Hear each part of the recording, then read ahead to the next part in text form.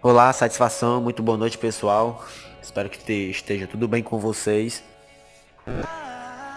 Pessoal, aqui trata-se de um registro de uma bela lagarta, porém muito pequena. Foi muito difícil filmar esta lagarta no caso em questão. É uma lagarta que gosta muito desse tipo de planta. E, notem que fica difícil até de focar por conta do seu tamanho. E eu tive que usar o zoom máximo. E qualquer movimento desfoca a imagem do ser. Tá aí, pessoal, uma lagarta muito interessante. Não sei que espécie de borboleta ou lagarta ela vira, mas ela sente, nota a presença da gente, se esconde, se evade quando pode. E é isso. Espero que tenham assistido até o final. Que Deus vos abençoe. Comenta, curta e compartilha, pessoal. Tamo junto. Novamente, satisfação.